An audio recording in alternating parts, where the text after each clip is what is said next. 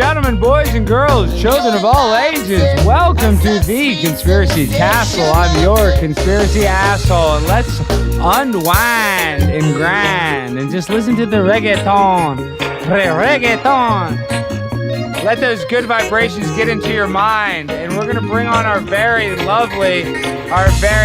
excited to introduce our very lovely guest, Reena from Better Call Daddy podcast. I want to say, Reena, how are you doing, Reena? I am good. Drinking on Cinco de Mayo with you. I know. So you got a margarita, I hope? Is that what you're saying? Do you have a margarita? I'm drinking some sweet Rashi wine, actually. Okay, and so for the people that don't know, they're like, what are you guys talking about? You're drinking some Rashi wine. So, Reena, you recently had David Weiss on your show. And what did David Weiss said you need to, how did I come up? And you said you need to interview me. And anybody that interviews me is a crazy person. So I know you're crazy, and in a good way. I love you. And I do get asked to be interviewed, so don't feel like you're the only one. But I'm saying, I know when you're asking to interview me that you're a very cool, quirky, cool person. So how did I come up? I have to know. Yeah, one of his fans in the comments was like, next you need to get Conspiracy Castle. Wow. Okay. It was that easy. Well, gosh. Well, I'm happy that David has a traveling band audience. That makes sense. I mean, he definitely has his fair share of people that love him, and I'm a huge fan. Did you like David? What did you think about David after the show? I did. Actually, I asked my LinkedIn followers whether they thought the earth was round or flat, and that was the first time ever that I had gotten trolls. So I felt like I had moved up in the world. What do you mean on LinkedIn? So what the hell? What happened on LinkedIn? Like, do you have a lot of followers on LinkedIn? See, I have all these social media. I don't even have a LinkedIn. Or if I have a LinkedIn, it's not like a full profile. You know, I might have like a Alex Stein, but it doesn't say anything, you know, not my jobs or anything. What is your LinkedIn? So I'm saying, do you have a big LinkedIn community? Yeah, I have about 11,000 followers there. And a lot of people told me to go to Facebook or, you know. Oh, so that's where you have 11,000, so you have a big LinkedIn. That's annoying. I mean, not annoying and like, you know what I mean? All those business people, I bet they were like, who is this crazy girl? Like, how is the response? So tell me all about it. I'm interested. Yeah, they couldn't believe that I was asking that question. And I'm like, well, what's your proof? You know? And they were like, satellites and, you know. You tell them they're on NASA. balloons? Like all of the typical, you know, responses that David was used to getting. So he was able to speak to all of that, which was really fun. Yeah, well, that's so funny. So do you post your show on LinkedIn? Oh yeah. Do you have like a good interaction on LinkedIn? Like how many I mean, I don't even know how LinkedIn works. Like I'm sure I know a little bit. It's like Facebook, you know, and people can share it and you go live on stuff. So like are people like sharing it and stuff like that? Or I mean, is it just kind of like, because it's business? Like what do they get do they still like kind of recreational stuff on LinkedIn? I guess is my question. So another question that he said would push people's buttons was ask if people knew the ingredients of what's in the vaccine. So I just said, you know, before you took the vaccine, did you look into the ingredients? Oh my God, people went crazy on that one too. So just those two posts, I did like a poll and I just said, did you look into the ingredients? Yes, no, or funny comment below. And I got like over 90,000. What were they saying? I mean, they just said, like, they're all pissed. F you. I did look into it. They were just like, yeah, you're a fearmonger. Oh, fearmonger. Yeah, that's a good one. Wow. Isn't that crazy how you can't even just question any official story? Like, even if we talk about it on this show, it can get censored. It's like crazy how you cannot go against anything the CDC says. So for anybody listening, the CDC is always correct. The WHO is always correct. And the World Trade Organization and the rulers that rule our world know exactly what they're doing. Okay, so back to what we were talking about. It's just funny how society will literally look you in the face and, you know, they'll tinkle on you and tell you that it's raining, metaphorically. You know, that's literally how I feel. They're just like, they don't really treat us with the good, you know, the proper respect. Like, do you feel as a white cisgendered woman that you're accepted in society, or do you think that you're marginalized? Well, my husband would say that I'm not white because he thinks Jewish people aren't. So well, I'm Stein, so I didn't know my dad didn't know his dad, so I never knew my grandfather. So I obviously have Jewish blood in me, but my grandmother wasn't. I wasn't raised. I was actually baptized. I even consider myself I'm not a Jesus freak. The Christians are gonna get mad. I'm a fake Christian. I'm one of those that goes to hell. But I don't believe in eternal hell. So there you go. Um, um, but no, if you're Jewish, I guess you're not white. You're not. I don't think that is Jews. They consider themselves what, non-white? Isn't that correct? I think my husband fills, the other box. Although his mom is Jewish and his dad probably descends from the clan. So um, that's why Which that one? marriage didn't Which work clan? out. Not the one, not the KKK clan. Is that the one you're doing? Wow. Whoa, that's crazy. Yeah, well, I had to be crazy to connect with you, right? What I wanted to talk about was 2015 when you became woke and found out that your daddy didn't have all the answers. Can we talk about that? Yeah, well, the thing about my dad, the thing that really shocked me about my dad, that was in 9/11 happened. That's when, like, that 2015 was totally different, but that's when it really kind of woke me up in 2001. I remember after 9/11 happened, watching it live in school, and I remember like talking to my dad and asking my dad, like, "Hey, Dad, like, what happened? Like, what's going on?" And he had no idea, and he was shell shocked. And like that was the first realization. I don't know, remember what you felt. I'm interested to see how you felt during 9/11. But like as a young kid, I was 14 years old. I was a freshman, or I was September. I was 13. I was about to turn 14 because my birthday's in October.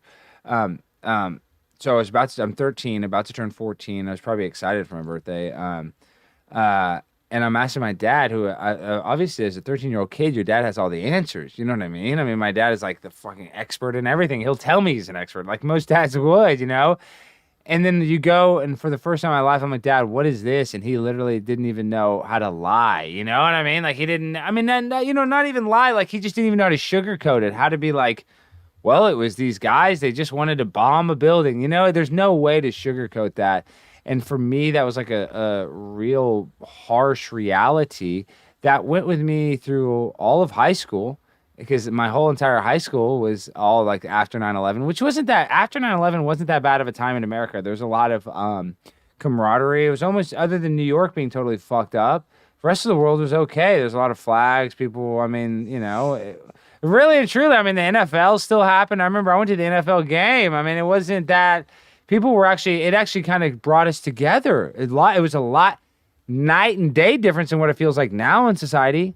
Night and day. If you go back to September 12th, or let's just even fast forward, let's go to the end of September, September 20th, a week after, everybody was like holding everybody up, hugging. I'm sorry. I want to be there for you. And now society would never be like that. Could you imagine an event like that happening now? It would just be finger pointing and finger blaming, and you did this. Oh man, I don't. That's why I'm worried about the social engineers, what they have in store for us, because it's going to get the plot will continue to get thick as we progress in this story. I heard you say on your podcast that it sent you down like the rabbit hole of researching all of the people that were involved. Yes, well, so 9/11 for me was like really shocking because like I knew some about conspiracies when I looked into 9/11 truth. I knew like some about like Scientology and stuff, but I didn't know that much about conspiracies. I didn't like know there was like literally, I guess I'd heard about Skull and Bones, but I didn't realize there's like even more fraternal organizations that are secret, that have like secret signs and codes and hand gestures that they use to communicate and like, basically social engineer outcomes for their benefit. So I didn't really have a grasp around that. And then once I kind of started looking into, I watched Loose Change, and you're right, like 2015 is when I watched Loose Change. I was like immediately like, what? What? Why would they NORAD tell him to stand down? Or like, why did Dick Cheney tell this guy, Norman Mineta was sitting there, the transportation secretary, I heard him say 3 times, did the orders change? Did the orders change? Basically telling these planes, to stand down. Like I wouldn't even know what it was in reference to, but it's just the way that they were running all these drills on 9/11, the same drills as if they were running simulations as if there were planes flying into the tower. So when the tower people, the broadcasters, whatever you guys call them, I don't know, the FAA people, when they were talking to each other, they didn't even know if it was a simulation or real. They're like, is this real or is this a simulation? And the fact that they didn't have planes in time, I mean, just so much stuff was fishy. And that's before you even get into like Building 7. That's before you even get into like the structure of the buildings and how they fall. Just the story they presented to you, like one millimeter deep, you start to ask a lot of questions.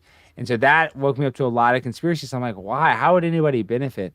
And I didn't realize until I understood that Larry Silverstein got $7 billion. Like I don't know if you know that the guy that owned the World Trade lease. The person that had the World Trade lease is a guy named Larry Silverstein. He still owns One World Trade, and he had the lease from the Metro Transit Authority, the MTA, for less than a year. And the reason he had bought it for a pretty good deal is because the towers had irreparable asbestos. They were built in 1968.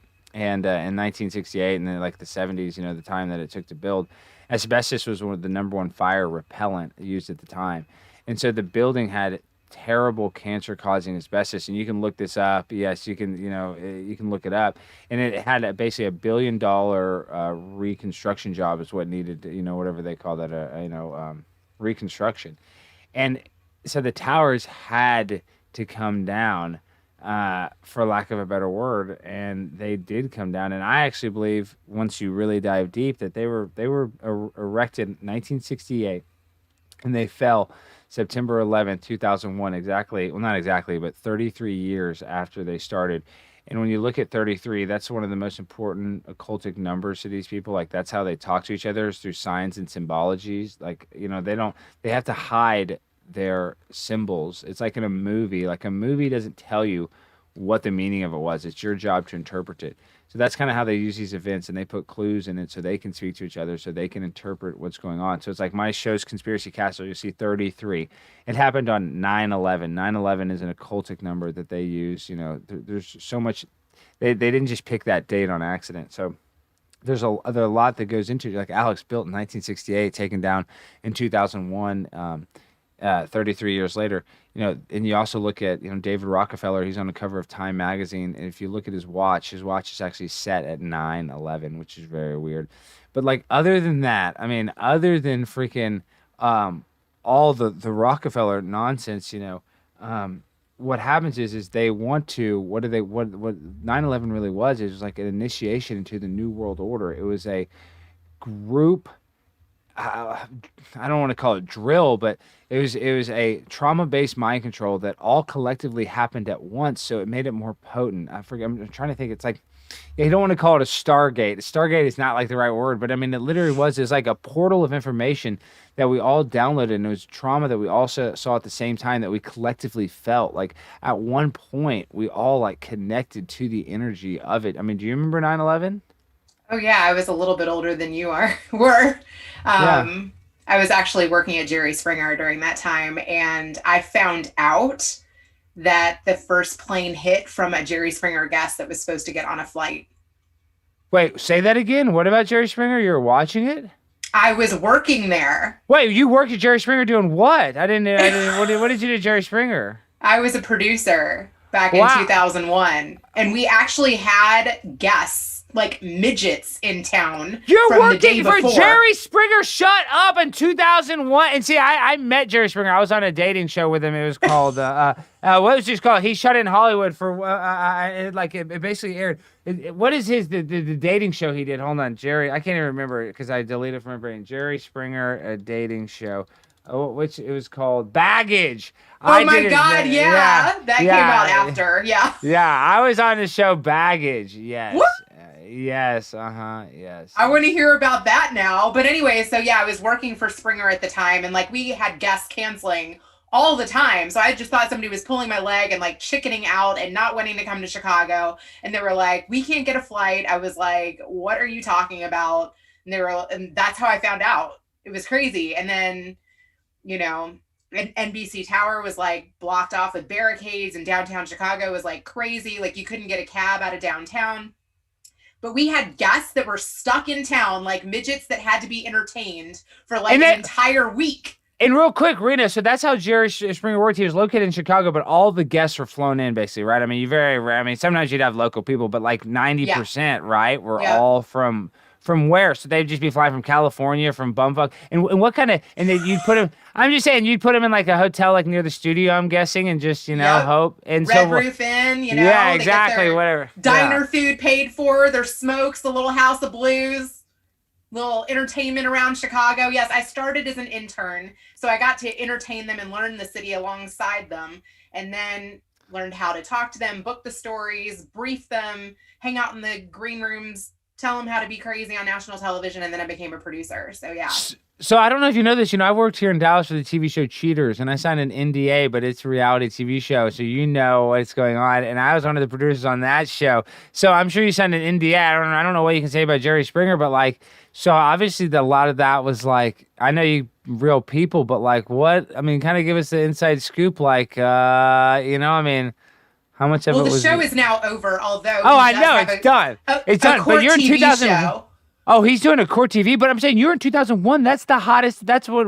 Maybe it was the hottest. It was a little bit after the hottest, but they were still ripping each other's hair out and breaking fingernails, and like, the security was coming up to the stage to rip people apart. So he was the first guy that was doing all that trans stuff. He was the first guy. So this is my question. The trans agenda. Were they telling y'all, hey, we need trans stuff, we need trans stuff, we need trans stuff? How much did they tell you to put? I mean, a lot of our guests, like when I worked there, called the 1-800-96-JERRY number. That's how we got the majority of our guests. But I will say, when we couldn't get booked, I was calling strip clubs. I was getting on the internet and looking for trans, Really? That's what I'm saying. Y'all are always looking for trans because that's the most, controversial? Why is it? Why do we like to see it? It's like Caitlyn Jenner. Why is society?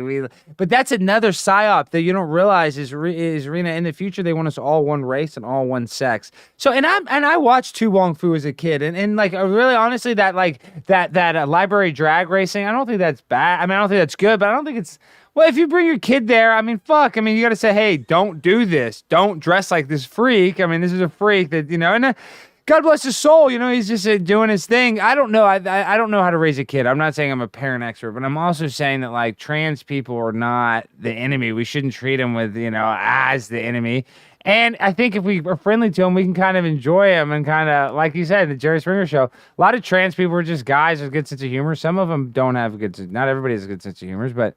I don't know. I'm just pro trans community, and I guess it's from watching all that trauma-based mind control you put on me for Jerry Springer, always saying like, "Oh my God, I slept with this girl, and she's really a boy, born a boy." That was the whole story on Jerry Springer. Oh, I'm in love with Sarah. I'm in love with Sarah, and it's like, but Sarah's really was born a boy, and the guy's like, you're a boy. I'm gonna kick your ass. So, and you were with Steve, the guy. What happened with his story? Steve Wilkos. Yeah, I actually worked on the pilot for that show, and I'm very surprised that, I don't know what season they're on now, but that show took off, and, he became a whole personality just from being Jerry's security guard. And my old intern at Springer is now the senior producer of the Steve Wilkos show.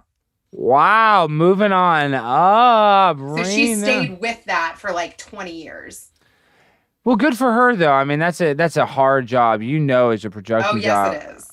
It's so hard. So your life was like probably pretty kind of crappy. I'm not crappy. No, I mean it's fun, every day. But the people don't realize you work long hours, not a lot of reward. But I mean, at the end of the day, you make a cool show that lasts forever. But probably not a lot of like accolades because you're dealing with like transsexuals that want to smoke cigarettes all day long, and it doesn't have anything to do with the show. You know what I mean? There's a lot of that. At least that's how it was with Cheaters, getting the people on time and finding that. That was the biggest pain in the ass, was dealing with the people. Did any of them like ever find out about the story, or did it ever happen in the street like prior to yeah, all the time, every type of different way it happened, it fucked up every million different type of way. So yes, in every kind of encounter with cops, every kind of way. It's on 17 seasons. I worked on it. I mean, different parts of over 10 different seasons I was a part of, because I worked on it in college, and then like I did some stuff like then I moved to Los Angeles. I went on some shows, but even in between them, like when I'd go on the weekends, I would like hold a camera or something shooting. So like I was a part of that show for a long time. And what actually prompted me to do my own show is the guy that was hosting was a guy named Clark Gable, and his grandfather is Clark Gable from Gone with the Wind. And yeah, he was the host of the show, and he was this really cool guy. And the guy that owned the show is a guy named Bobby Goldstein, this like Jewish producer style guy. You know how that goes. And his name's Bobby Goldstein. And he liked Gone with the Wind as a kid, and he saw that this Clark Gable kid got arrested, and he like wanted to help him. And Clark was like nice, well-spoken guy. He's trying to be an actor, and his grandfather's this guy. So they chose him as a host, and I was one of the producers on the show, and I became good friends with Clark. Clark kind of got bad on pills, this and that. Well, and this is after Joey Greco, but I worked there with Joey Greco. Somebody's bringing Joey Greco. He was the original host that got stabbed. But what I'm saying is, He yeah, got stabbed? yes, you never heard that. You never heard that. Yes, yes. But listen, Is he okay? yes, he's fine. Listen, what I'm talking about. This is what I'm trying to fucking talk about. Sorry, it's Clark. He was the host, and he got some pain pills that were supposedly Vicodin, and I think they were fentanyl supposedly, and he died. Like he took like two. Yes, he died. And so after that, one of the guys that owns the show is like, Alex, I might need you to fill in. You're going to be the next host. And like I was not happy about it, so like he waited like a year, and then when he was about to bring the show on, this is a year after. It's not like even though right after he talked about it, but he wasn't going to do the show right after. They went and they picked like this like black dude from Brooklyn, and that's cool, but it's a little more social justice virtue signal pick, which is fine, which I actually can understand. I can actually understand if it's a demographic that makes sense.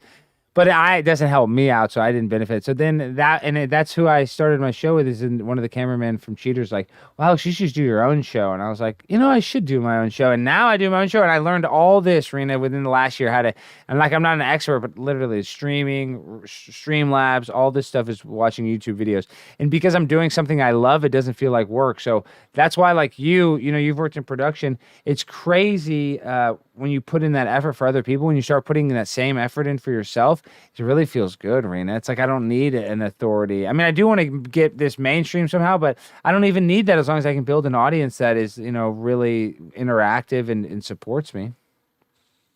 I absolutely love that, and I can relate to that so much because I am currently producing a show for someone else, and I have worked for other influencers pretty much for most of my career, but putting together this show with my dad has been so much fun and so rewarding, and I'm just shocked by sponsors coming my way.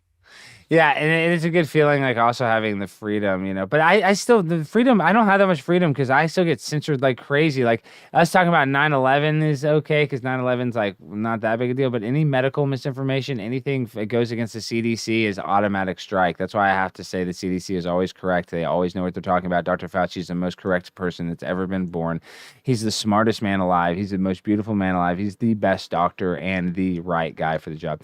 Okay, but what I'm saying is, the censorship. I have to like cuck. I'm not myself, so it just kind of sucks that it's like that.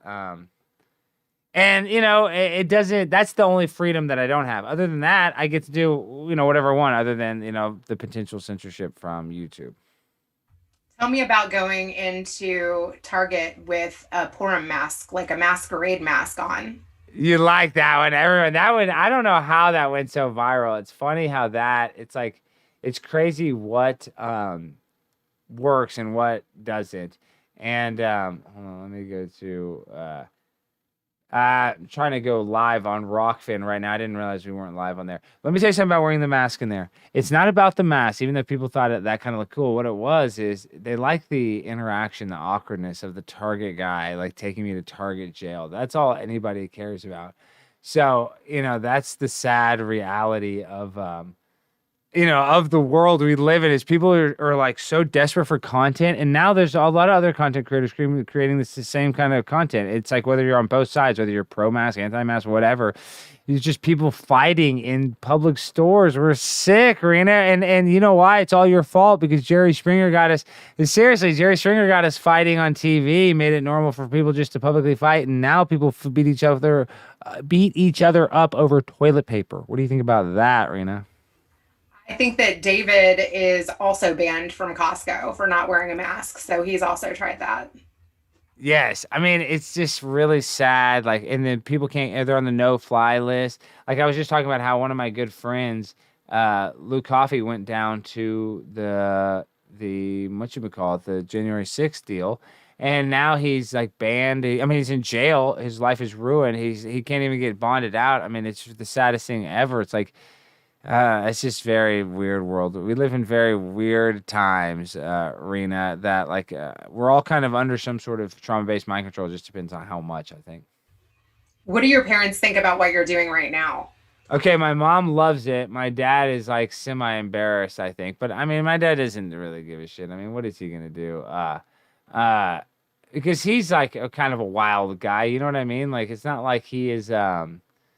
He's not some Bible beater, so he can't really say much. You know what I mean? I've grown up as my dad is a lifelong bail bondsman, and so I've had my bail bond license since I was 17. So what it's like growing up near a bail bond and growing basically up in a bail bond office, you deal with a lot of like prostitutes and drug dealers and bad, people that go to jail, domestic violence, all kinds of people. So what I'm saying is my dad, he can't really be too uppity because we deal with like real hardened actual criminals. So compared to them, I'm not a criminal. I'm not saying criminals are the worst thing. A lot of people will get arrested and they actually didn't do something wrong. That actually does happen, misunderstanding of this that. But I'm just saying, and my dad deals with criminals all the time. He can't really get mad at me for trying to bring up 9/11 truth. But he just recently kind of woke up to what's going on because a friend, a health nut, told him not to get the what that we've been talking about earlier. I don't want to say it. And so he believes her because she's a health nut. So maybe he's coming along. How is your dad? My dad's he's an indoctrinated, kind of boomer. I mean, I love him. I'm close with him.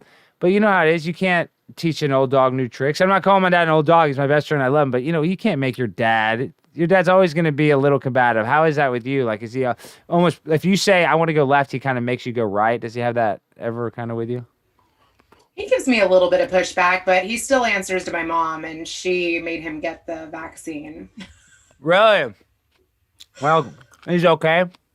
He's okay. Yeah. Okay, good. I haven't gotten it yet. And I actually had somebody reach out to me today that hadn't talked to me in like months. And they were like, hey, how are you? I'm still in this country. I might have some business in the States. Have you had your vax? And I'm like, I almost feel like that's too personal of a question. Like, no I don't shit. like even people asking me that. And so again, I went to my LinkedIn following and was like, how comfortable are you with people asking you if you got vaxxed? Like, I feel like the people who get vaxxed are all happy to put their Instagram like picture up of their little, vaccine passport. But the people who aren't doing it like are silenced. Like they're not talking about it. No, it's absolutely insane. Like Joe Rogan, if he talks about it, you just get shut down. And this thing gets shut down. I'm telling you, that's like the number one thing you can't talk about. And we are pro. Everybody make sure to go get inoculated. You think Jerry Springer's had the vaccine? I want to ask him. I have recently tried to get him on my show. Another thing that bothers me is I'm a mom of 4, and all these mommies are like, oh, they're going to lower the vaccine age, and thank God, my son's immunocompromised, and I can't wait for him to get it. And I'm like, wow. That scares me. That totally freaks me out that mommies think that like their immunocompromised kid is going to be okay from this. Yeah, and like now Pfizer just is getting it accepted for 2-year-olds to 11-year-olds. It's like, come on. I mean, what? I mean, we can't. I didn't want to say live. They'll shut us down. Okay, what? I like the relationship though of the father, daughter. And what did your dad? I have to ask you that. What did your dad think about Jerry Springer? Like, because you asked me about me being kind of nutty and conspiracy. Yeah. What does your dad think about Jerry Springer? Does he think that's cool? He totally does, because my dad like ran a manufacturing company with his parents for 40 years. So he's like an entrepreneur, and he actually hired people out of jail to like work in his factory. There were people that like went to jail and like slept on my dad's couch. Like, I'm like, Dad, how safe is that? Like, not very. Yeah, so he's not very. He's risky. He's just trying to make, he's just an honest man, trying to be honest with some honest people. God bless his soul. I like your dad already. Yeah, he's given, a lot of second chances to people. And for that, he's had extreme loyalty for the people that he's taken care of. But what's really funny is one guy that worked for my dad saw a picture of me and Jerry Springer on my dad's desk and was like, how do you know her? And my dad was like, how do you know her? And he had been on my show and gone to Jamaica spring break.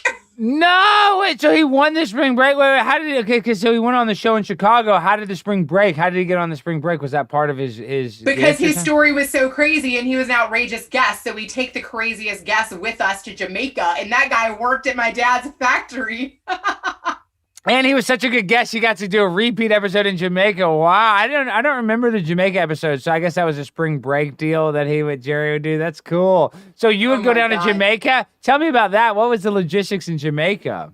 Oh my goodness. I just remember, I mean, I was in my early 20s, so this is like a dream come true. I got to like fly first class to Jamaica, and like I was greeted with lots of marijuana from boats that arrive at the resort, and I'm hanging out with Jerry Springer guests, and there's big bubble pits, and I'm like babysitting adults. It was amazing. It was awesome. And you probably had a company card, to pay for their shit. I'm just saying, it's all expenses paid. You're working, but it's a little fun, a little stressful. You're in Jamaica. So is Jerry like in a better mood because y'all were on location in Jamaica? Jerry and the crew was taken care of. Wow. Does Jerry like to party? Does he drink, and does he like libations? I didn't know. Does he I don't know if he likes libations, but he definitely likes to party. He does. I'm sure he likes, because he's always into women. Did you think he went? Did you think he got with a lot of the guests? Do you think, or is that? High-fived a few on the way back from the, where the producers were staying and where the associate producers were staying. Well, that's the movie. He had that movie. I'm spitting on myself. What's it called? It was called, what was his movie? Ringmaster. Ringmaster. And in Ringmaster, I think, doesn't he hook up with one of the guests in Ringmaster? I mean, like, that's insane. It's truth in the movies, lies in the news. I believe they tell us what's really happening in the movies. Like James Bond. You know how they always picture James Bond as like this like hero? James Bond is really like kind of like the evil villain working for all those evil companies that in the movies he pretends to fight. He's actually fighting us for them. That's like the reality. So, there's a lot of symbolism in that. So Ringmaster, like that was right around your time, wasn't it? I think it was like right before me. But the thing is like when you work in that environment and you hear those stories day in and day out and you're hanging out with the guests, like that is your life. Like it becomes your life. Like part of why I left after, the third season was that I didn't think there could be like healthy relationships. Like it was starting to wear on me. I was like, I think I need to go work for something like Nanny 911 or like, Real World Road Rules, like something, even though that was smut TV, it wasn't as much, It's called negative vibrations. When you're on that, it's like, everybody's low vibration. Well, it's not their fault, but that's what you're trying to encourage that. Like with cheaters, it's like that you want the people that are going to be the most combative. And so totally. It wears off. It's like a battery or whatever. That energy you start to pick up that same energy that it's giving off. It's weird that we're electromagnetic beings like that. What we surround ourselves.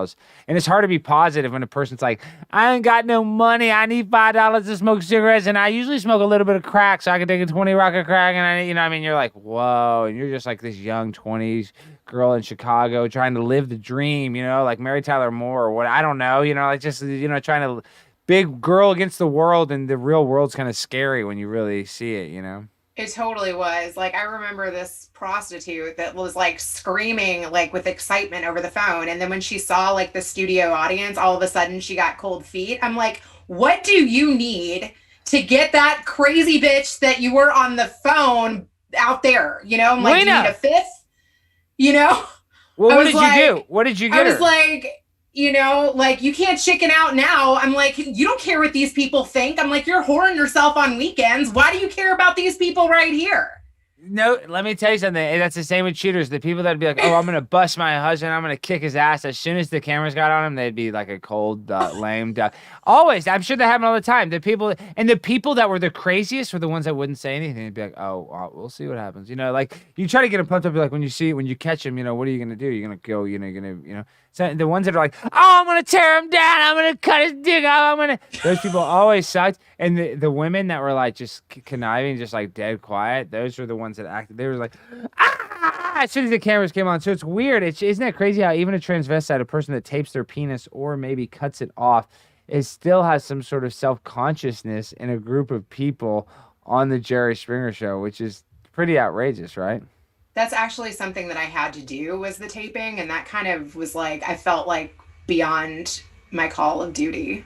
Wait, what do you mean? A guy, what did he do? He spread eagle and you kind of taped it down, and I guess it wasn't sexual because he's a gay homosexual? I mean, why is this like, why would he pick a woman? Like, I don't know. I mean, I'm just saying, how does as a producer, I know you're willing to do anything, but explain to me, how did your hands get on his junk in a non-sexual way? Can you please explain, Reena?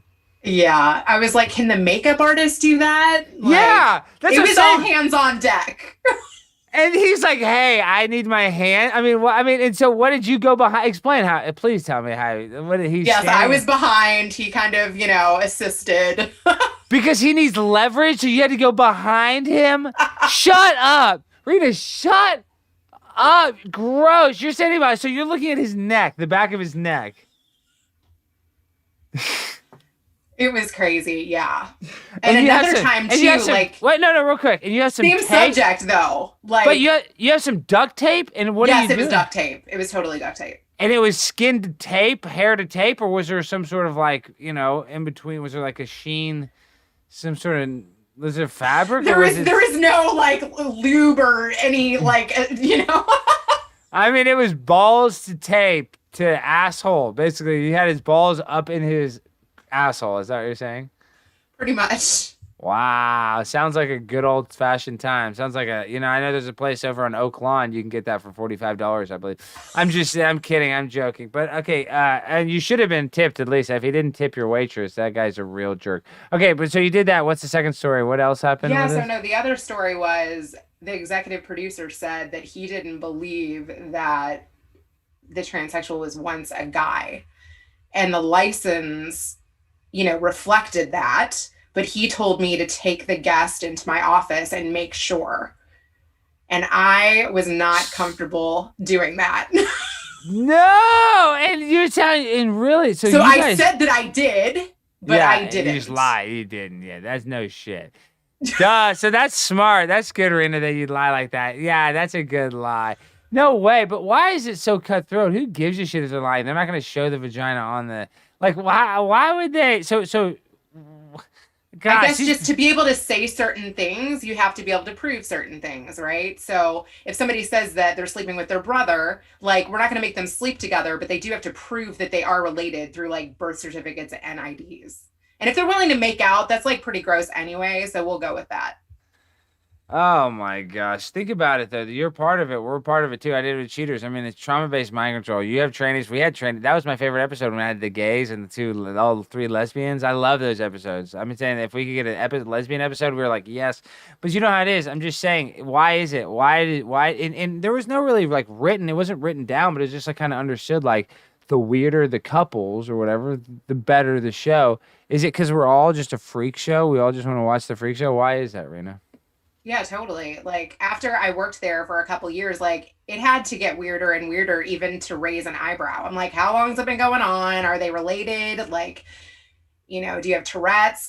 There's got to be some sort of twist in order for me to even be interested in your story. Just a regular cheating story wasn't doing it for me anymore. Wow. You had to be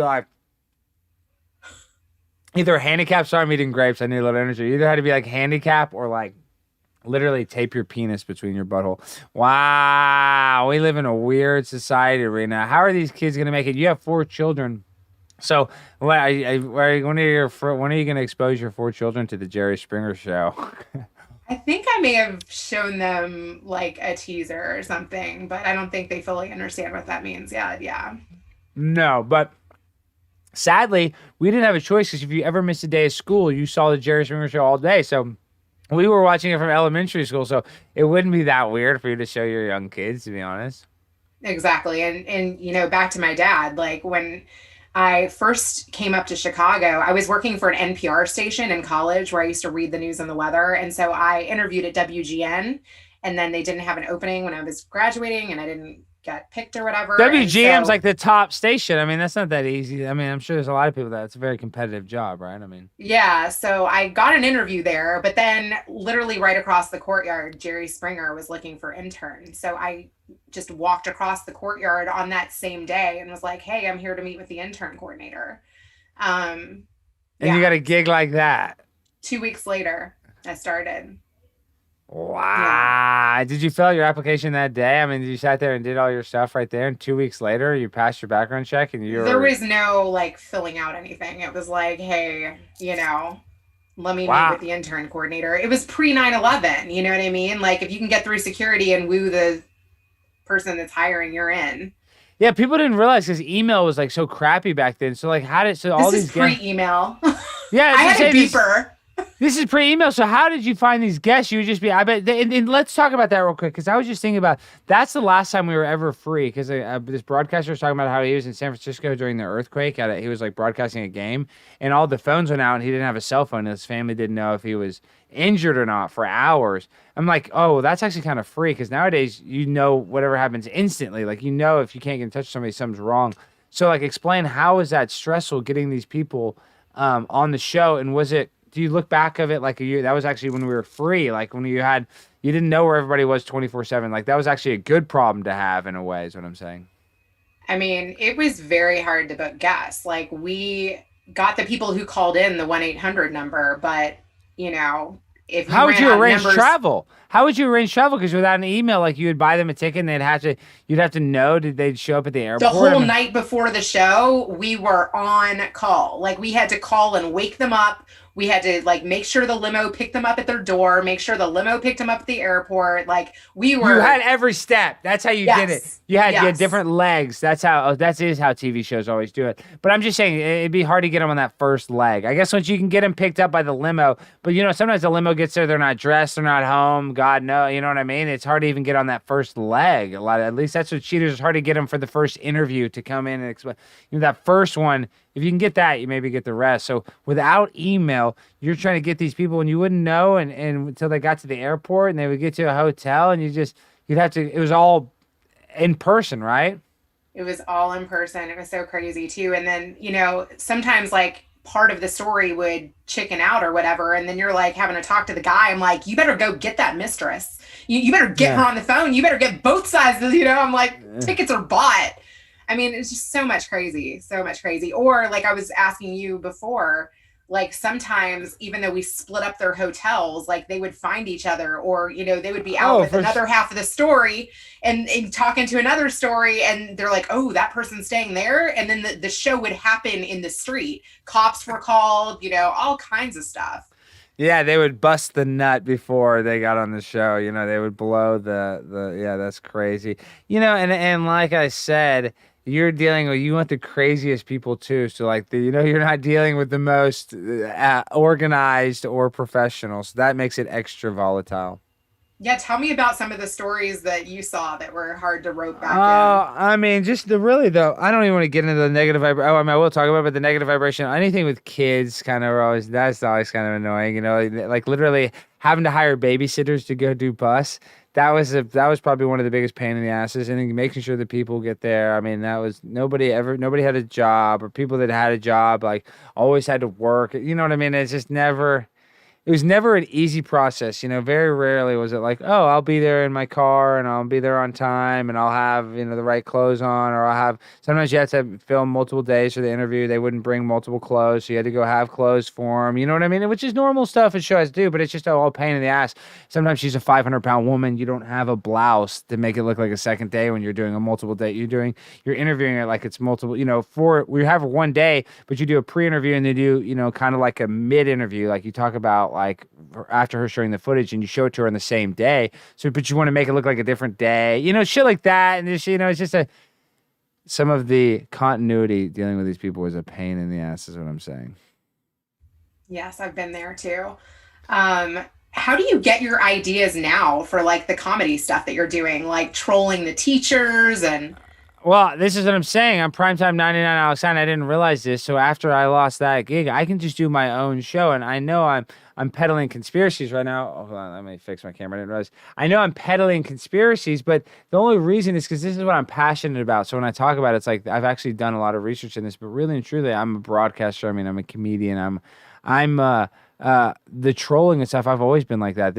I've just been having an audience and have a focus now, like a laser focus and a drive to build this channel and to build the Conspiracy Castle Primetime 99 Alex, because I really do want to expose. We're living under so much hypocrisy. Reena, I was just talking about this. People get mad. I've always considered myself pretty liberal. You know what I mean? Like I like Trump, but I mean, I'm not some conservative. I'm definitely not conservative. I'm in the middle, and I'm pro-gay marriage. I don't care if gays get married. I don't care, I don't, and I do believe medicine should be socialized. A poor person, if they break their arm, they should be able to get a free ambulance ride to the hospital. Come on, give me a break. Or our medicine is 100 times the price of medicine in Mexico. Give me a break. Doesn't make any sense.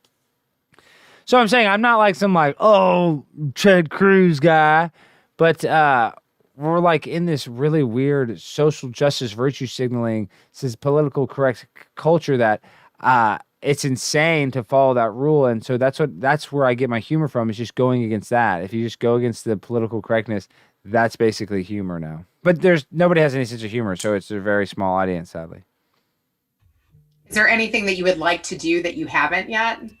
Yeah, I mean, there's a lot. I mean, I'm gonna take this show to the freaking next level. I want to get on the mainstream, and I want to troll like on a main level. I mean, I want to troll celebrities, like modern day Jackass or whatever. I'm just saying, like, I want to interview on the street. I want to get my boots on the ground as much as possible, Rena. And I want to be like the next Conan, but there's not going to be like a Conan. You know, now with the internet, you can have your own show. So I want to be the next Jay Leno or David Letterman, but do it all myself, by myself, for myself. Mo money, mo honey for this bear so I can eat it all because I'm Primetime 99. So that's what I'm thinking, Rena. That's what I'm trying to go after. What about Borat? I love Borat, but see, Sacha Baron Cohen became a social justice warrior, and I love him. I mean, I used to love his comedy, like Howard Stern. I fucking worshipped the idol of Howard Stern, and now he's such a social justice warrior. I can't even stand Howard. He makes me sick. I'm just like, ugh. I mean, I do want to be like a Borat, though. I definitely want to be like and I can be that character. I don't necessarily have to be like a guy from Uzbekistan or whatever. I can be from Dallas, Texas. I can play that character up. But that honestly is that's a lot of. Well, I like Andy Kaufman, and I really like Sacha Baron Cohen as a comedian. His work, Man on the Street stuff. That's like some of the funniest stuff in my opinion. Did you watch those Borat movies and Bruno? Do you like those, Rena? Yeah, I actually interviewed with him for the Borat movie, but then I ended up working on Nanny 911 and giving that gig to a girlfriend.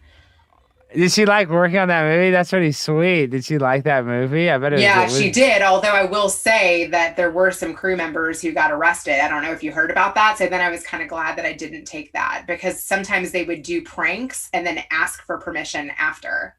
Yeah, that's what I'm saying. Those movies, it's called like a prank dialogue movies where they do pranks and then they kind of write the dialogue based on the pranks. It's like a prank influenced movie. So they do real stuff. And we dealt with cops and cheaters. We had people get arrested and we had to bond them out. Usually they wouldn't arrest a crew. Usually it'd be the people for fighting. And they'd be like, we have to take them. We saw him punch a girl in Papados. It's assault. We don't have a choice. But so tell me this. So what happened? What's the inside scoop of that? Like here at the Conspiracy Castle inside scoop. What happened? Did people got arrested on the Borat movie when it filmed? Do you remember the story? I didn't remember that.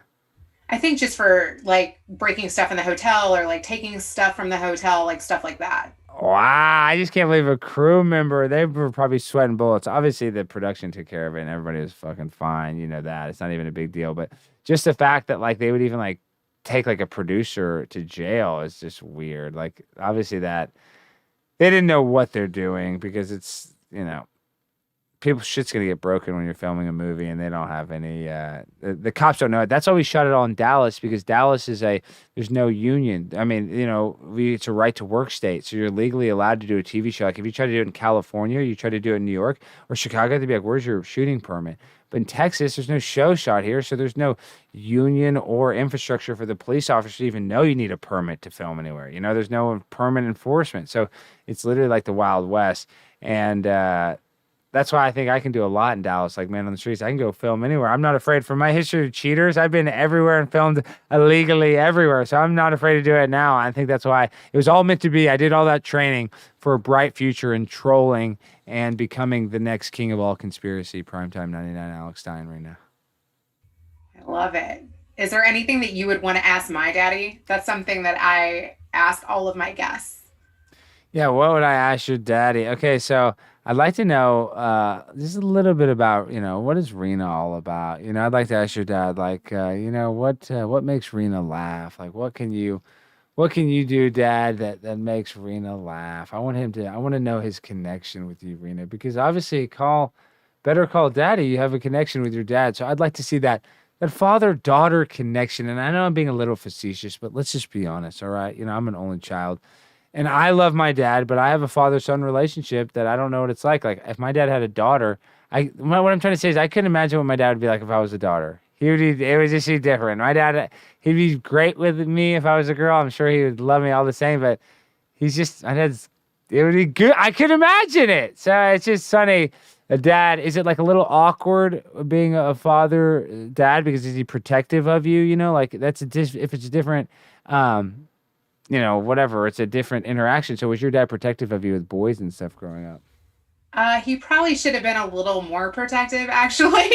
No! Shut up, Rena. He was letting you do wild stuff. Shut it down. Are you serious? Oh, I like that. So your dad's cool. See, I already know. I already like him.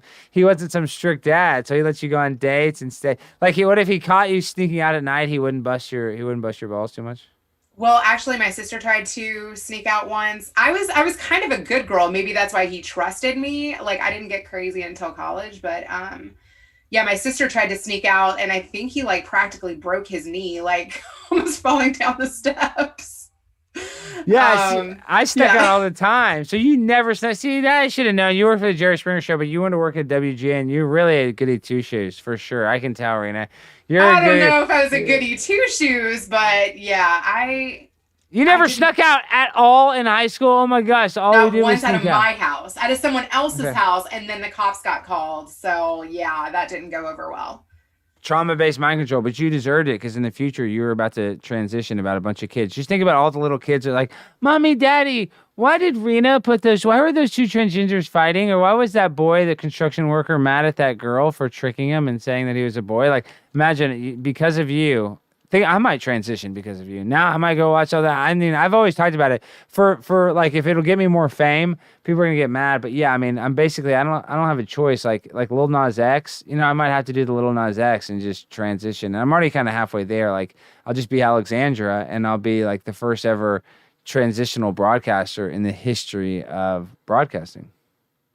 Yeah, I saw what you did to Melinda Gates. I like Melinda Gates. I actually am really attracted to Melinda Gates. Honestly, Melinda's my type. I'm not even just saying that.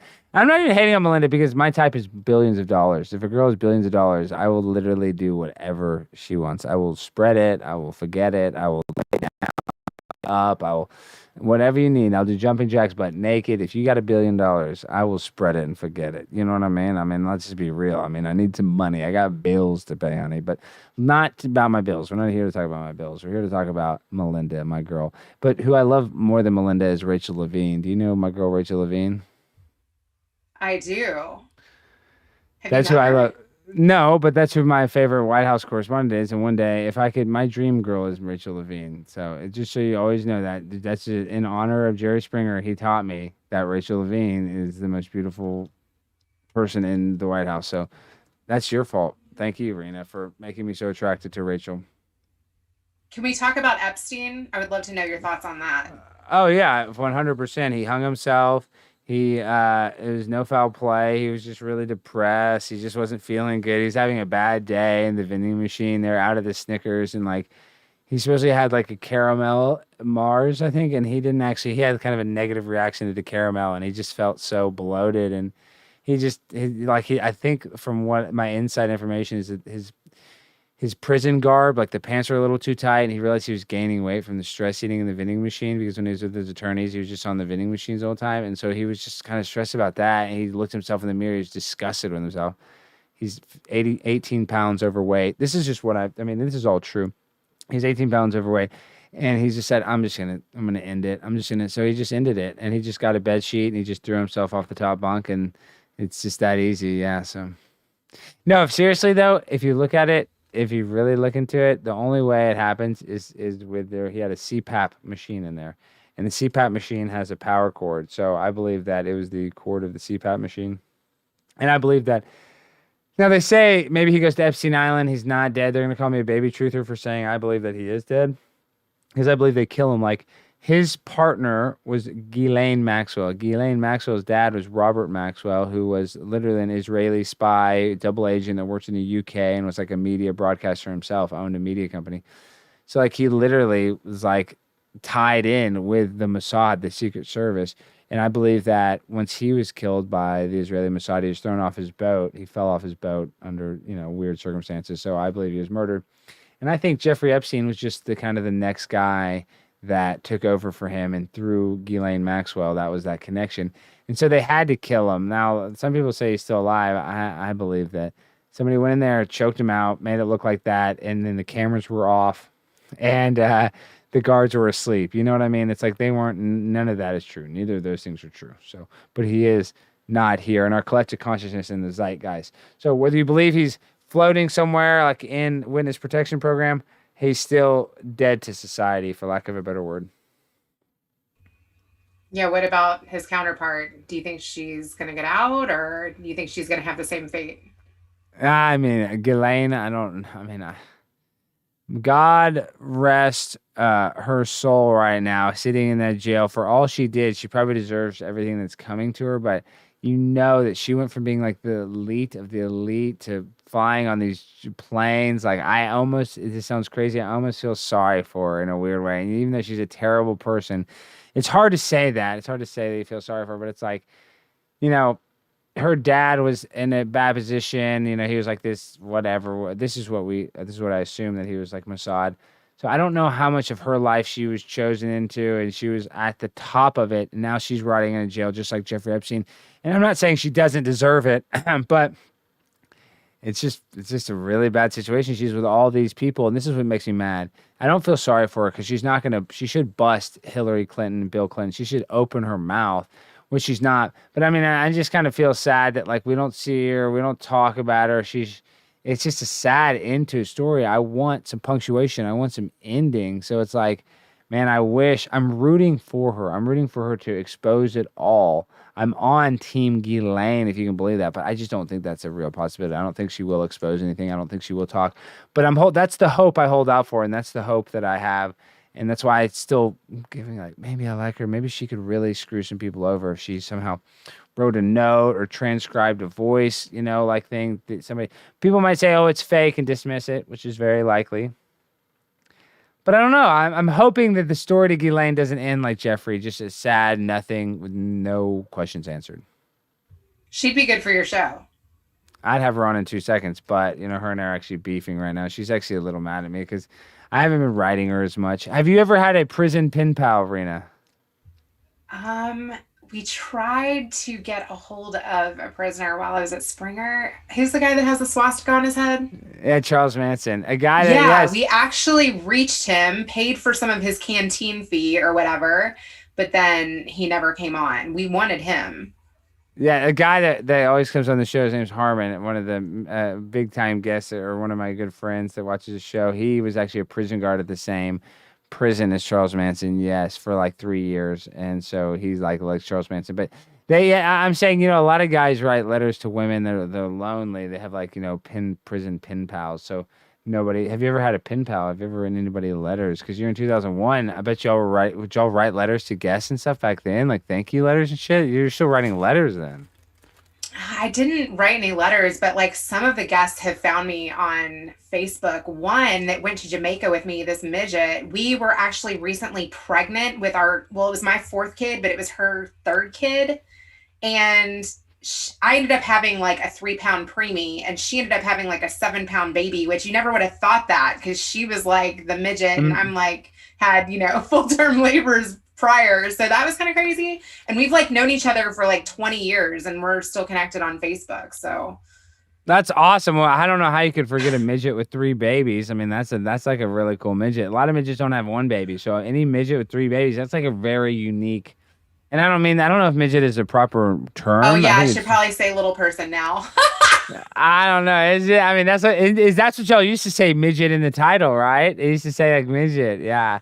Forgot now that. I don't think you're allowed to say that. I think, I remember as a kid, and I think this is considered not the right, is to say dwarf. But do you remember saying dwarf was the right word? You used to be like, I think she technically actually is a dwarf. Yeah. So it just depends on the height. Yeah, but a lot of it also depends on like the ratio of their forearm to their like upper arm. I swear that's like a lot of it. Like if your forearm is longer than your upper arm, you're a dwarf or something. There's some sort of weird, or like if your shin's longer than your thigh bone. I don't know. There's something like you can be a certain height, but one's different than the other. Does that make sense? Yeah. What are we dwarf experts? I mean, I did watch The Wizard of Oz a couple times. I mean, that's all I know. Oh my gosh. Yeah. So what's next for you? Like, What do you do you mean have the anything in the world? works? The world is next. No, I know I need to get some stuff in the works. People watching. No, I mean I have this show. Luckily, we're gonna build that. But let me tell you something. What is in the works?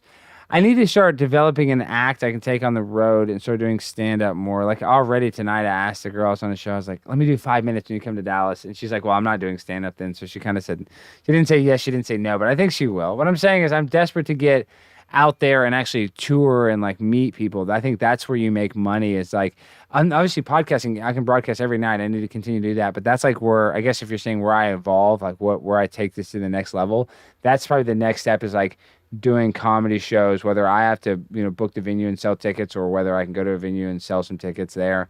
I think that's the next step with the Conspiracy Castle, is that live entertainment. That's where I want to start putting a lot of my energy once, probably here in the next 6, 7 months. Nice. Yeah. Do you think people are going to start gathering again? I just did a small gathering in my backyard with two tents last weekend. Yeah, I mean, people are kind of gathering in Dallas. Yeah, I mean, but do I think? I believe they'll open everything back up, Rena, and then immediately shut everything back down. Like, you know what I mean? And like, it's going to be a wave. Like, as soon as like wherever, New York, Los Angeles, it doesn't matter, or Texas, they're going to be like, oh, it's wide open, and then, oh, but precautionary, we got to shut it back down. This is what they call rolling lockdowns. Like, that's sadly, never going to stop, because once they realize they can use it, they're I don't know how often, maybe it'll be random, they'll let us make it for 6 months, but they're definitely going to hit the panic button again. This is not the last time that CDC or whatever is going to look at some numbers on a piece of paper and be like, oh, panic. They're going to use this more and more and more. Did you ever think of joining the service? Because I've like talked to a couple people that after 9/11, like they were super, influenced to do that. Like, did you ever think about joining the Kinda. service? Kinda. I Yeah. mean, I was recruited to play football at Navy, and I mean, I didn't get a naval appointment, but I mean, it's because I didn't really show that much interest, because I showed a little interest. I went to Annapolis, I visited, but I wasn't like that into the military, only because my dad was like, you can't join the military, you're not allowed. And I almost went to Virginia Military Institute. Like, I was that for college. I had a scholarship to go there and play football. I mean, I just thought about it. I didn't go there, but don't have to do a military service to go there. So that's why I kind of thought about it. That's a military academy, but like that, because it's not affiliated, it's a private one. You don't have to go. Most people do, but you don't have to. Um, so I mean, did I ever want to go into the military? No. I mean, my dad, I don't think would have ever, like, when I thought, hey, Dad, Navy is kind of cool. Like, he was like, no, no. And my dad would let me choose anything. He's not like even though I'm really close, like any school. If the school was in Australia, he would have said yes. Hey, I'm just saying, I grew up with a dad that it wasn't patriotic to go be a military soldier. I mean, if we respect the troops, my dad does at least. That's the last thing he encouraged me to. He would help me. As a matter of fact, my dad was almost had to dodge the draft when he was a kid. He talks about how him and his brother they were going to go to Canada if they got drafted. That's crazy. Did you think about ever leaving this country? Well, I'm going to go to Mexico, and I'm going to build the biggest broadcasting compound they've ever seen. Primetime 99 Mexican studios. We're going to have Mexican soda, Mexican candy, Mexican panaderia bread, Mexican lollies, Mexican music, tamales, enchiladas, sopapillas, quesadilla, guacamole, queso fresco, guacamole, and yeah, so I'm gonna go real international. We're gonna take this straight to Mexico. Once I get the Bitcoin booming, once your boy becomes Bitcoin dog, Bitcoin boy, then we're going straight to Mexico with the dogs, cats. I might even buy a bird. I might buy a lion. Then if I move to Mexico, because they have very lenient exotic animal laws. Have you gotten an NFT yet with that conspiracy castle sign? No, but I don't even know. I don't even know if I can afford my own NFT. You know what I mean? I don't know if I'd be able to. I can only sell something that I can actually afford, even though I'm a priceless possession. That I sell myself every day, so that means I can afford that. But like, yeah, I can't sell an NFT. I was thinking about maybe doing an OnlyFans and doing some nude work. Just, I was just gonna spread my cheeks and just let them see inside, just see what they said. Let them rate it, but I'm not gonna do that. Have you been on the site? Like, OnlyFans, yeah, I follow like 85 women. I'm just kidding. I just said that to mess with people. No, no, no, no. I don't follow any women, but I wouldn't put it past myself. I am a supportive. I like to pay it forward. I believe that is important. Like, I like when you're at the fast. Have you ever been in the fast food line, Rena, and the person in front of you paid for your meal? I have. I think it's happened at like Starbucks. Yeah, it happened to me. Like, do you want to pay for the next person? I said no. I said no. I would never. No, I'm kidding. I paid. I did it. I did it before. You bought in? I bought in, but mine was cheaper than the bill, so it's okay. But you have to. And mine was at a Taco Bell. Yeah, so you can get a whole meal there for like $5. I think it was like 680 or something, and my meal was like $10, like or 9 or something. Because I got a combo and like added something to cheese, chips and cheese or something.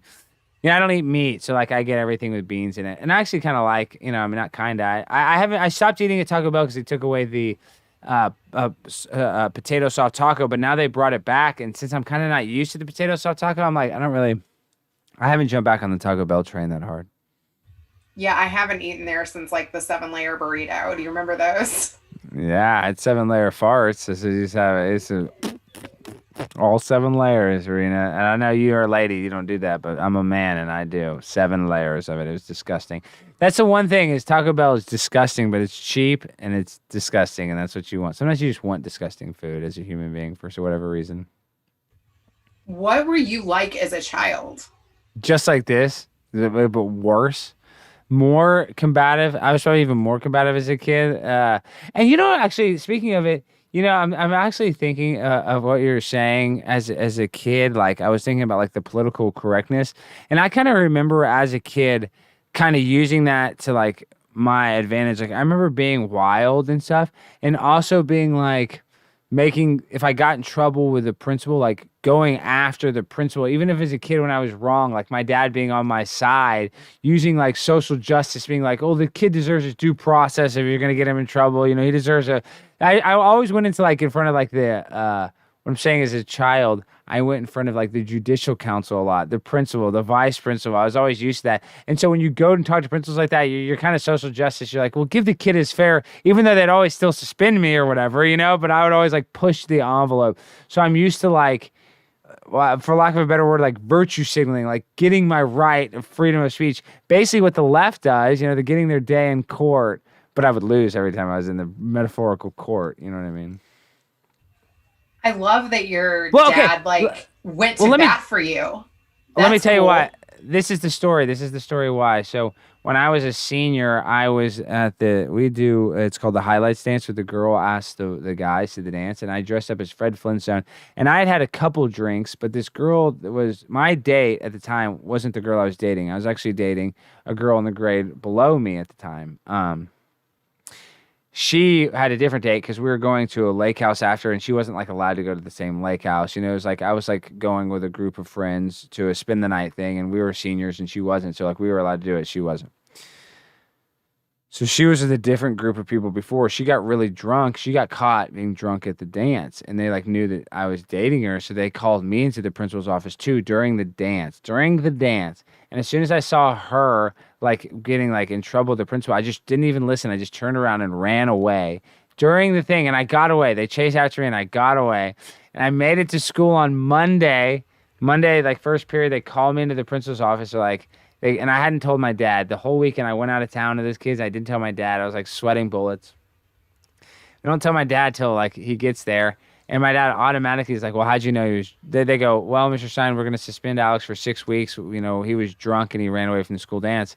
And my dad's like, well, how'd you know he was drunk? Did you catch him? Like, how do you know he wasn't on, pills? Or how do you know he wasn't on heroin? How do you know? I mean, what do you know? I mean, what do you know what he's on? Did you get to do a test?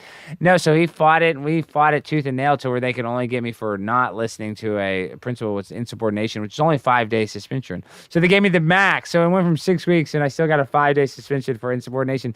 But that was like social justice war. Like we took it to like it went to the principal, then you have to go to like a judicial code, then you go to the school board. And that was a very virtue signaling-esque. And I kind of had a similar thing in college. I got suspended for a semester in college for being drunk. And I was like annoying about that. Like I remember using virtue signaling a little bit for that, being like, I went to the the judicial affairs in college. And you go to Damn. in college, like how it works, they have like a judicial assistant and then they can decide and you can like, appeal it. But there's always like 2 levels or 3 levels. And in both schools, high school and college, and in middle school, I got suspended. I got suspended from every school I ever went to, Reena. Okay, so I guess then, like, if my kids might have had a run-in with the principal, that everything can be okay. Yes, it's not a big deal. The principals now, I mean, the principals ended up liking me, but I just was, I'm just a wild child. And it's not even like I was disrespectful. I mean, I'm just not, you know what I mean? I'm just a little shit stirrer. I'm a rambunctious. I would always bring attention to myself in school.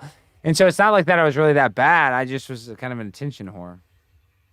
I kind of like that, actually. So you've been pushing buttons from a very young age. Did you do that in the workplace? I buy and sell used cars, so yes, everywhere I've worked, I'm just saying, yeah, I mean, I push buttons, buy this car, I push a lot of brain buttons, but no, I mean, sadly, I'm a troll. I've been, I know how to troll, I know how to stir the pot. Okay, give me some troll lessons, please. Well, I'll just tell you what this is what it is. I was just talking with a comedian, Chrissy Mayer. She was on my show, and she was really the way to trigger somebody the most is to talk about their insecurities. When people bring up you're insecure, that's how you trigger somebody. So it's like you don't want to troll and just like make fun of somebody's looks or something. Like that's not really in trolling. That's almost just mean. But like trolling is like truly getting at somebody's insecurities without like being ugly, if that makes sense. Even though you can be ugly to be a troll, I'm just saying it's a more delicate way of saying being like, you're fat and ugly and stupid. Trolling, there's a little more art, you know what I mean? You got to be kind of that same way. You got to push people's insecurities. You're going to be like, are you excited to get the free Corona donut or something? You know what I mean? There's different ways to act. I saw that video. That was good. I like that. That was well received too. Yeah, people liked it. I'm going to create more content. That's the saying. Reena, I'm so happy that I got this channel and this show because now I realize I don't need a network. Like, obviously, Jerry Springer is old school and he was pumped up by all these big production companies and he's a star. But it's like this day and age now, it's totally different where my show's not as good, but I mean, I'm literally running a show, learning how to do this myself. So the future is as bright as I want to turn it on. You're like literally with the show, even if I suck, I can keep doing it. And I can create my own content, create my own Jerry Springer. So that's what I'm saying. I'm doing that too. Like, seriously, yeah. I had this chick that I connected with on LinkedIn, and she professionally was connected with a couple people that I knew. Then we get into conversation, and she's like, yeah, I planned a threesome to get pregnant. I'm like, what? Wait, hell what? Yeah. I was like, I want to interview you and the kid that came from that. Wait, explain that. What do you mean? Like she couldn't get pregnant, so she had another. Wait, she's a lesbian. That. She needed sperm, so she tricked a good old boy from Kentucky that she worked with driving horse and carriage to knock her up. Wow! They got freak nasty. 2 girls got, and so he did it. Yes, I like that. Well, good for him. So he didn't ask to wear anything, and so the moment he left, she's like kicking her legs in the air. And then she ended, and it worked, and she got pregnant? It worked. It was like a master plan. And so what ended up happening? Who ended up taking care of the baby? She did. And he didn't have anything? And now they have a show together called Thompson Talks, actually. With the kid or with the dad? No, with the son. And she's a musician. She sang to me on the show. It was really cool. And he raps, and he's gotten kicked out of schools and felt, daddy issues because the dad, is his dad, but didn't want to be a father. So I love that.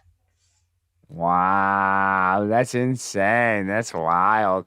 Well, I can't imagine getting a girl pregnant in a threesome and then, since he's a lesbian and not even having to take care of it. So he didn't have child support or anything. He didn't have any. It sounds like he's got a baby out there. Yep.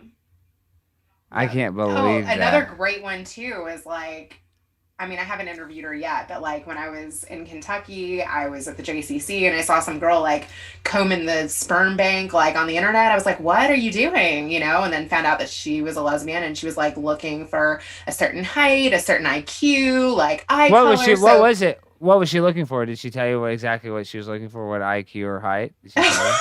She wanted somebody artistic, somebody like that like was like at least 6 foot tall. I'm like, oh my god, dude, this is amazing. Well, I'm there's like, a guy. Like, well, Reena, there's a guy. They just wrote an article about it. He's had over 70 kids because his sperm's like really desirable because he's like has a college degree, and not a lot of people that not a lot of people that fit those boxes, those check boxes, actually want to donate their sperm.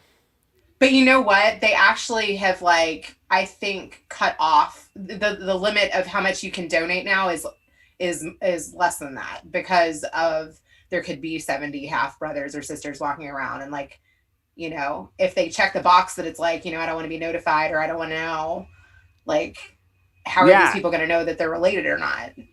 Well, that's what this guy happened. So now, like, he did so many where they don't let him do it. But now, like, people go to him because they know of him. Like you said, the lesbian couples like that.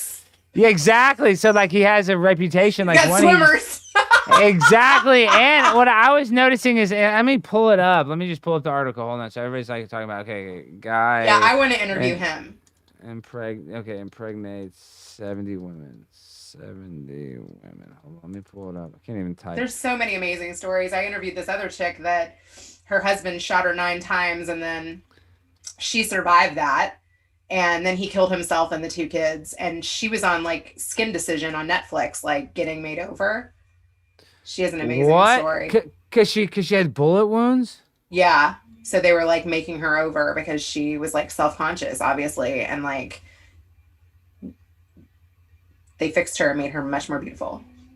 Wow. Okay, I'm trying to find it. There's all that's coming up is this doctor that got 80 women pregnant, but I'm trying to find this guy. That's pretty good. That's impressive. Yeah, but hold on. The guy pregnant. He's got swimmers.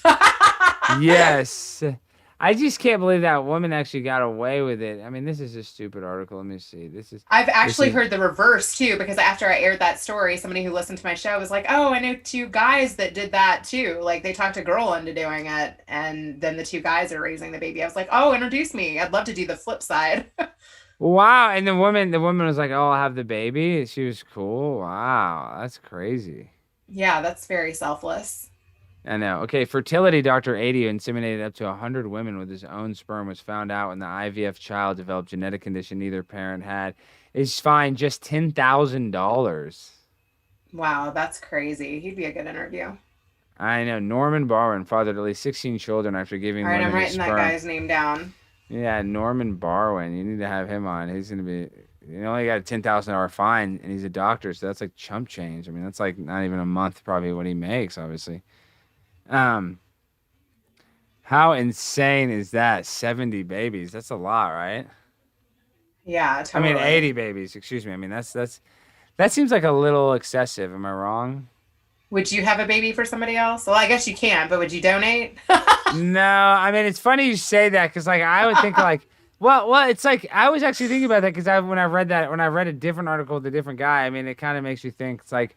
I mean, if I knew it was going to, I mean, if I was older maybe and I knew I wasn't going to have any kids, but right now, no. But if I was like 65, I didn't have any kids or, 50, because I can have kids for a long time because I can always have it as long as the girl's of age, I mean, I can always find a younger wife, even if I'm like 50, I can find a 30-year-old. I mean. My dad wanted more. That's what I'm saying. Like, if I want to have, I'm saying I'm just a little different. I can have kids. I have a little longer span to have kids. So yes, I want to have it. Would I give my sperm away to some lesbian couple to have a baby right now? Not at the moment. In the future, maybe. We need a Depending baby. Depending on their hotness level. Yeah. Well, no. If they serenade you with songs. Depending on their income, job, mental health. I mean, I don't care if they're lesbian, but I mean, if they have some money and I know the kids will be taken care of, maybe not. I mean, I mean, I don't know. This is a deep question. Melinda Gates. Like, yeah. That's what I'm saying. Melinda, if she was have a baby, if she'd lay down right now and said, put a baby in, I'd put one in her right now. No, Reena, I wouldn't even, no questions asked. My pants would be down in 2 seconds and I'd get her pregnant as fast as I could. Because the baby's taken care of. I actually interviewed one of their nannies, but then they felt like they shared too much with me, so I couldn't air the episode. But wow, yeah, I bet this was before the announcement. But yeah, they had like 3 nannies full time, round the clock. And I asked her what she thought, and she said that rich people have a hard time staying together.